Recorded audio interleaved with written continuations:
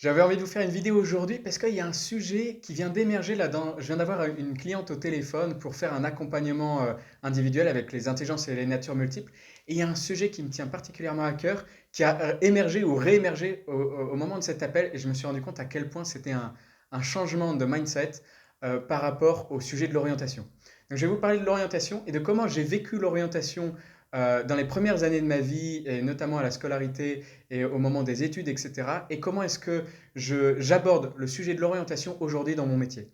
La différence est toute simple et c'est vraiment l'inverse du cheminement. C'est-à-dire que lorsque j'étais à l'école, au collège, puis au lycée, puis au moment des études, l'orientation se faisait à travers quelque chose d'extérieur en number one et à l'intérieur en number two.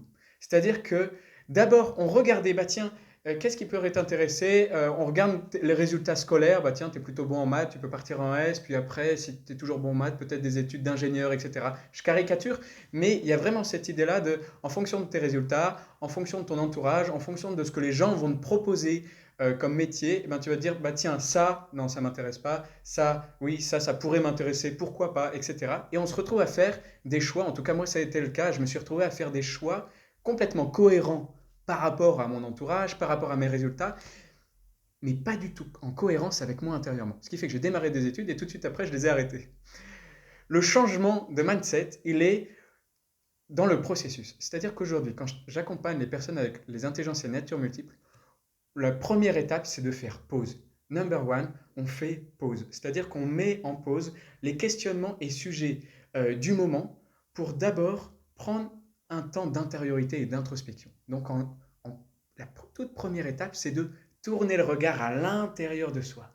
Tourner le regard à l'intérieur de soi pour découvrir qui on est, qu'est-ce qui nous fait vibrer, où se trouve notre potentiel, quelles sont nos intelligences, nos natures, etc.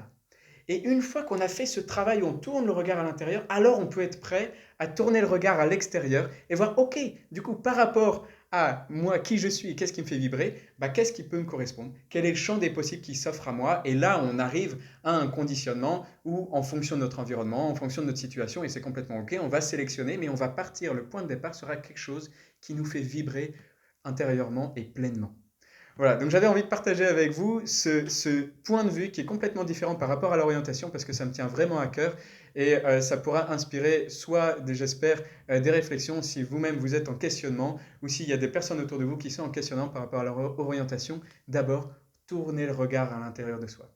Alors on peut le faire seul et ça peut prendre un certain temps. Moi-même, c'est ce que j'ai vécu à l'époque. Ça m'a pris plusieurs mois de voyages, de rencontres, etc. pour faire ce cheminement seul. Mais je me suis rendu compte à quel point ça avait été tellement plus vite pour moi lorsque j'ai découvert cette approche des intelligences et des natures multiples. C'est pour ça que ça m'a touché autant et c'est pour ça aujourd'hui que je travaille avec cet outil. Donc si ça vous intéresse, n'hésitez pas à me contacter et je vous dis à très bientôt.